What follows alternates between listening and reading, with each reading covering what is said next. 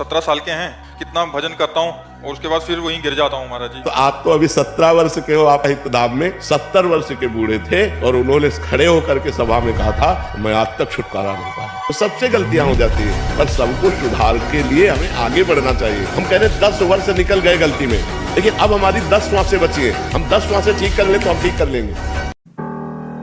विरक्त किससे हुए और किससे होना चाहिए, विचार करो।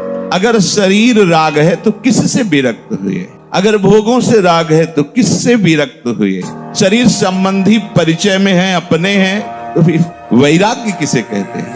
राग रहित किससे हुए? किससे? कपड़े से। भाई कपड़ा परिवर्तन हो गया तो हम बैरागी हो गए क्या? बोले कोई भी अपने स्वरूप की तरफ नहीं देख रहा, कोई बिरला ऐसा जो अंतर्मुख होने बाहर ही भटक रहा है। उसने ये बोला, उसने ये किया, वो बड़ा अच्छा है, वो बुरा है, ये लाभप्रद है, ये हानिप्रद है, ये अच्छा है, बुरा है। नहीं। तो कह रहे जहां जहां तृष्णा जाए वहीं वहीं तुम्हारा बंधन है। ये देख ले, ये सुन ले, ये भोग ले, ये तुम्हारा बंधन है और ये तुम ही ने स्वीकार किया है, तो तुम ही को अस्वीकार करना पड़ेगा। दूसरा कोई आके अस्वीकार थोड़ी करेगा, दूसरा तुम्हें बताएगा। अस्वीकार या स्वीकार तुम्हें करना होगा। इसलिए भगवान ने कहा अपने आप से आप अपना उद्धार कीजिए, अपने आप से, क्योंकि शास्त्र संत गुरुदेव आपको उपदेश करेंगे, लेकिन स्वीकृति आपकी। अगर स्वीकृति नहीं तो कुछ नहीं होने वाला, चाहे 20 वर्ष बैठे रहो, स्वीकृति से होता है।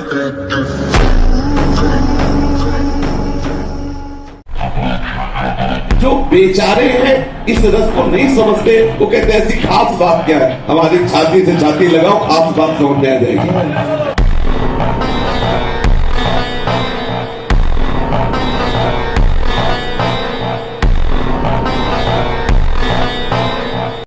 है आपको बताएं, हम जब बचपन में थे तो हमारे बुजुर्ग ने हमको सिखाया था, बांध लंगोटा बचा के इंद्री कभी न देखा पर नारी, धर्म के टुकड़े खाकर भैया चढ़ी बदन पे तैयारी। बांध लंगोटा बचा के इंद्री, ब्रह्मचारी।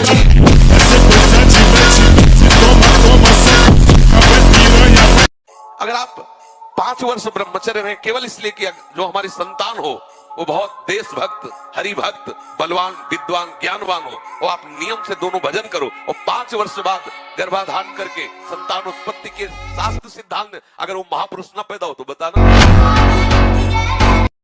और हम स्वस्थ हैं, ये प्रमाण। जिन लोगों को भ्रम है तो एक बार बॉडी देखो, पूरा बल, पूरा। और जैसे लोग कहते हैं ये नहीं बनेंगे, तो ये भी दिखा दिया करो कि कैसे ये तो देखो। जिसे निकालने में इतना आनंद समझते उसको रोक के तो देखो, बहादुर बन जाओगे, माया पर विजय प्राप्त करोगे, हर विपत्ति, हर संकट को रौंदने की सामर्थ्य।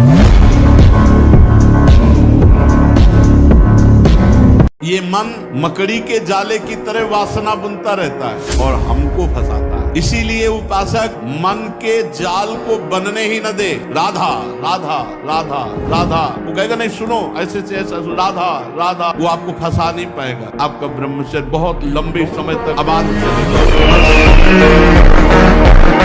ध्यान से सुन लीजिए, स्वेच्छाचारी भोगों की दुर्दशा में पड़ा हुआ मनुष्य है आज। जो ब्रह्मचर्यहीन है, मनमानी आचरण करता है, ध्यान से सुनो। पहला लक्षण अशांत, दूसरा कहीं मन न लगना, अस्थिर चित्त, तीसरा अस्वस्थ, चौथा मलिन स्वभाव, सदा के लिए भय का डेरा पड़ जाना अंदर। इंद्रियों का जो असंयम है वो हर तरह से मनुष्य को नष्ट कर देता है। जैसे बच्चा कहता मुझे दूध नहीं पीना, तो ये माँ की पीड़ा है, वो 100 बार मनाएगी और दूध पिलाएगी, क्योंकि माँ है। बच्चा माँ को झिड़क दे, नहीं पीऊंगा दूध, वो फुसलाएगी, पी लो।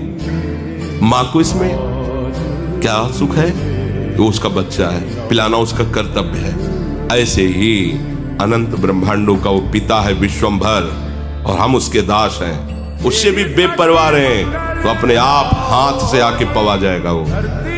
जितना भी माँ में वात्सल्य है अनंत ब्रह्मांडों में, माताओं में, वो हमारे प्रभु के एक अंश से है। ऐसा वात्सल्य समुद्र कैसे तुमको, तुम उनके दास हो, कैसे तुमको आवश्यकता की वस्तु नहीं देगा?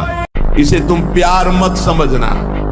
मेरी बात मेरी प्रार्थना समझ लीजिए आप, पूरा का पूरा जीवन हो जाता है, हाथ कुछ नहीं लगने देती। ये प्रचंड माया भगवान की है।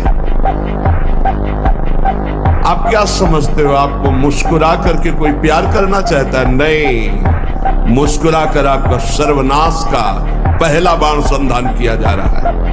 अगर नेत्र नीचे करके और तुमने भौं चढ़ा ली तो बच गए, और अगर फिर दोबारा मुस्कुरा के देखा फंस गए।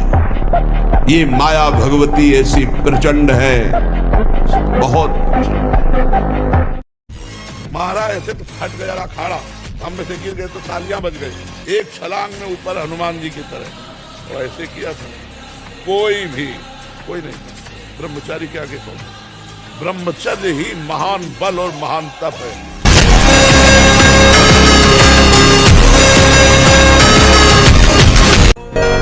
ब्रह्मचर्य का विमल प्रताप प्रकट होता है, वीरवान बलवान होता है, विद्वान होता है। ब्रह्मचर्य में अलौकिक अमानुषिक शक्ति जागृत हो जाती है। उसकी शक्ति के सामने संसार को आश्चर्य असंभव जान पड़ता है। काम का वेग तब हमको व्यथित करेगा जब हम भजन छोड़ देंगे और उसी विषय का चिंतन करने लगेंगे, तब वो हमारी हालत खराब कर देगा। अगर हमारे अंदर काम का वेग आ रहा है और हम भगवान नाम कीर्तन करने लगे, सत्संग सुनने लगे, कुछ ऐसे सत्संग रखो कि अलग अलग दवा, जैसे मन चंचल है तो क्या करना चाहिए, अगर हमारे अंदर काम आ रहा है तो क्या करना चाहिए, नाम जप जरूर करना चाहिए। नाम जप से बच जाओगे। नाम काटता है, जैसे वो अंदर से मन एकाग्र कर रहा है आपको काम में, अब आप एकाग्र ना हो पाओ, बस आपकी चतुरता है तो कम होता चला जाएगा। अगर एकाग्र हो गए तो संकल्प बन जाए। अगर आप अपना नाश नहीं चाहते, आप पतन नहीं चाहते, तो गृहस्थ में है तो एक पत्नी व्रत, दूसरी की तरफ आंख मत उठाना। धर्म पूर्वक कमाओ, परिवार का पोषण करो, नाम जप करो, मुक्त हो जाओ। अगर भगवान के मार्ग में चले हो तो ये मत समझो कि तुम्हारी तरफ मुस्कुरा कर कोई तुम्हें प्यार कर रहा है। नहीं, मुस्कुरा कर तुम्हें फांसी पे चढ़ाने का विधान बनाया जा रहा है।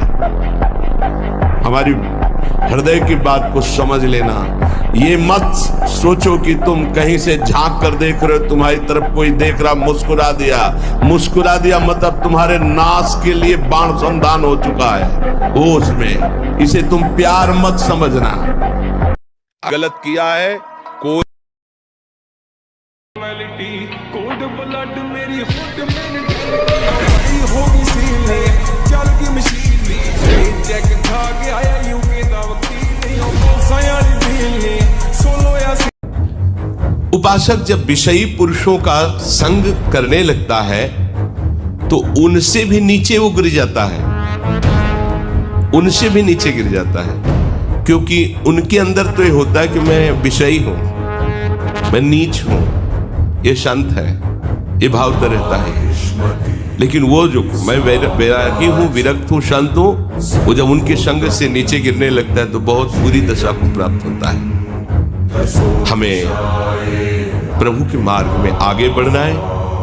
भोगी पुरुषों के शरीरों में भोग के परमाणु होते हैं, इसलिए उनसे संभाषण, उनका स्पर्श करना, उनको अपनी गोष्ठी में बैठालना, ये बहुत हानिकारक है।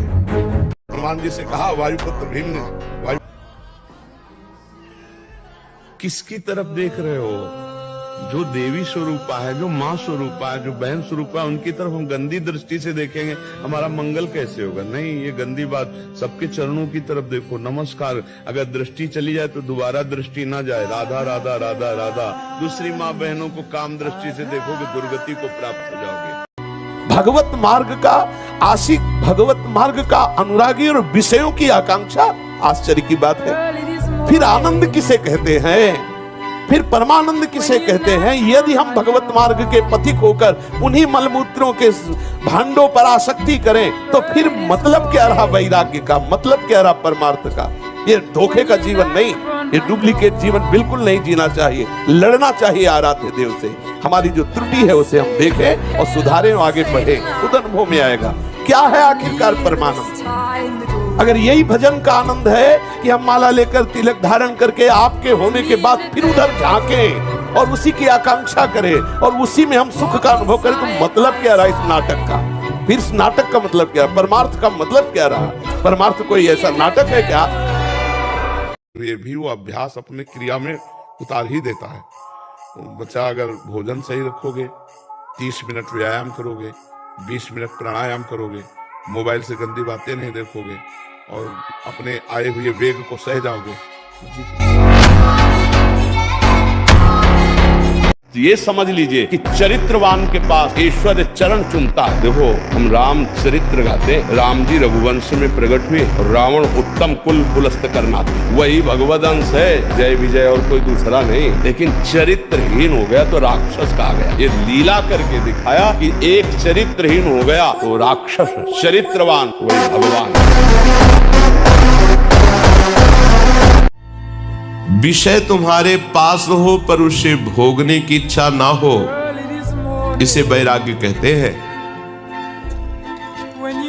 सब सामग्री, सब भोग आपके पास है पर भोगने की इच्छा नहीं, क्योंकि इच्छा तो प्रियालाल के चरणों में समर्पित हो चुकी है। जो चाहिए वो उसे प्राप्त हो रहा है, और उसे कौन सा विषय आकर्षित कर सकता है। पर इस रस तक पहुंचने के लिए हमारे अंदर जो विषयों के प्रति प्रियता है उसे विचार के द्वारा नष्ट करना होगा। नहीं है सुख इनमें, चाहे जितना आप भोग लीजिए, नहीं है। एक दिन रुकना ही पड़ेगा आपको। आज ही रुक जाइए, समय बर्बाद मत कीजिए। अपने चित्त को चिंतन में तल्लीन कीजिए, प्रियालाल के भोगों के चिंतन में नहीं। सावधान, संतों के हृदय में जो अनुभव होता है, वो जो बोलते हैं उसको पकड़ लो, बस परम पद की प्राप्ति हो गई। जो पकड़ ले वही शिष्य।